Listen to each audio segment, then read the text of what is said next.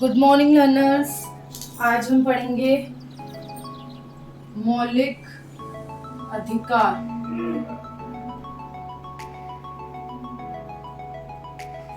Fundamental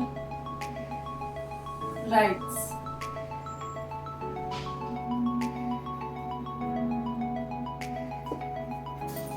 क्या होते हैं फंडामेंटल राइट्स और कितने होते हैं फंडामेंटल राइट्स? 6 फंडामेंटल राइट्स होते हैं हमारे, और वो क्या क्या होते हैं ये आज हम पढ़ेंगे। ये है हमारे 6 मौलिक अधिकार, फंडामेंटल राइट्स। पहला, समता या समानता का अधिकार, right to equality. Second is स्वतंत्रता का अधिकार, राइट टू फ्रीडम। थर्ड, शोषण के विरुद्ध अधिकार, राइट अगेंस्ट एक्सप्लॉयटेशन। धार्मिक स्वतंत्रता का अधिकार, राइट टू रिलीजियस फ्रीडम। संस्कृति और शिक्षा संबंधी अधिकार, cultural and education related rights. And the last, संवैधानिक उपचारों का अधिकार, राइट टू कॉन्स्टिट्यूशनल रेमेडीज। ये 6 अधिकार हैं हमारे। अब हम इन्हें एक एक करके समझते हैं कि किस अधिकार में हमें क्या क्या अधिकार मिले हुए हैं।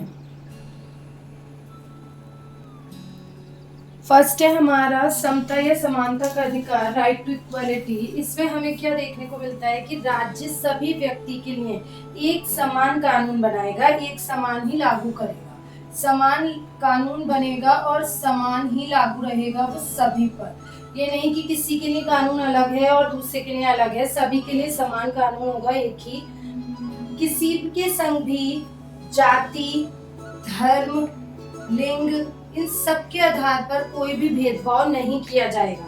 सभी के साथ समान व्यवहार किया जाएगा, किसी भी क्षेत्र में भेदभाव नहीं किया जाएगा। ठीक है। अवसर की समानता, अपॉर्चुनिटी, सभी को समान अपॉर्चुनिटी दी जाएगी, किसी को ज्यादा किसी को कम नहीं दी जाएगी। राज्य के अधीन किसी भी पद पर जो नियुक्ति होगी वो सभी नागरिकों के लिए अवसर की उस नियुक्ति के लिए सभी नागरिकों को समान अवसर की समानता है, सभी के लिए समान ही अधिकार है, समान अधिकार है सबका, सभी उस नियुक्ति के लिए। ये हो गया हमारा पहला समानता का अधिकार, राइट टू इक्वालिटी। सेकंड देखते हैं हम। सेकंड हमने पढ़ा था right to freedom. Right to freedom, स्वतंत्रता का अधिकार।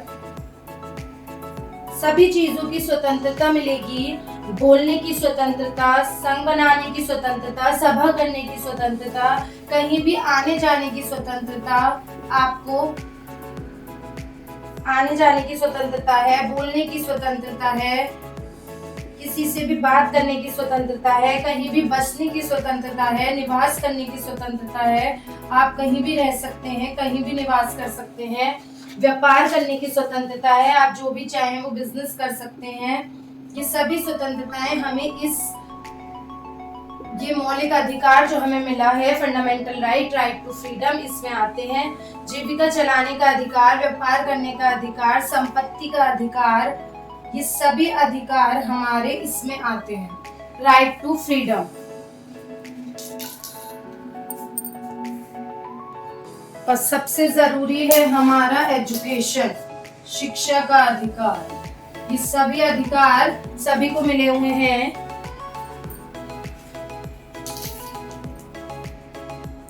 राइट अगेंस्ट एक्सप्लॉयटेशन, 14 वर्ष से कम उम्र के बालकों को किसी भी कारखाने, फैक्ट्री या किसी भी ऐसे काम जो कि जिससे उनकी जान को जोखिम हो सकता है, वो काम उनसे नहीं कराए जाएंगे, उन्हें उसके लिए जबरदस्ती नहीं की जाएगी।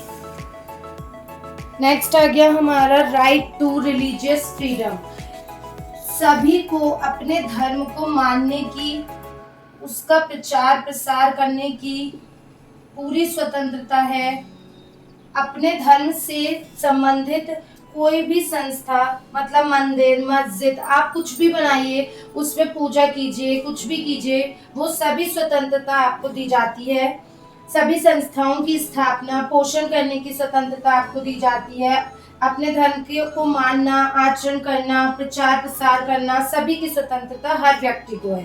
परंतु किसी भी शिक्षा संस्था में किसी भी शिक्षा संस्था, स्कूल में, कॉलेज में, कहीं पर भी आपके किसी एक धर्म से रिलेटेड कोई भी एजुकेशन नहीं दी जाएगी।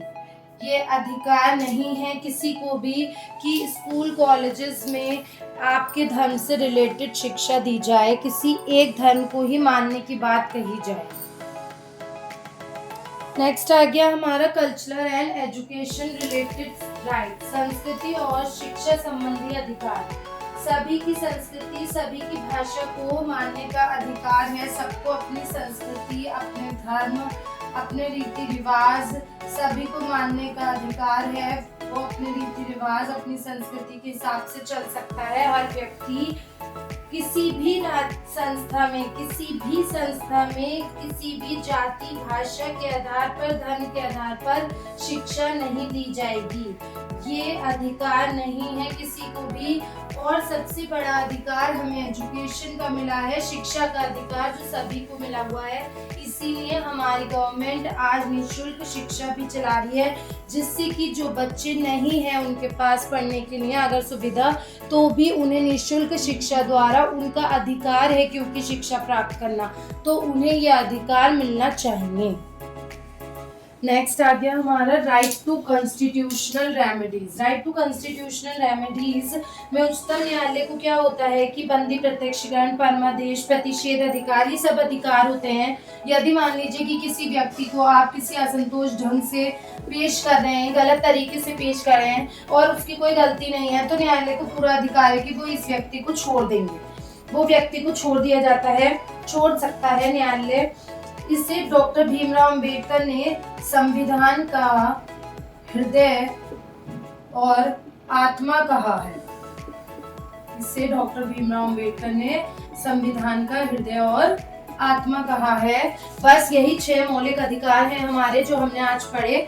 होपफुली आप सभी को समझ आए होंगे। फिर मिलेंगे हम एक नए टॉपिक के साथ। And don't forget to like, share and subscribe my channel. Thank you, bye bye.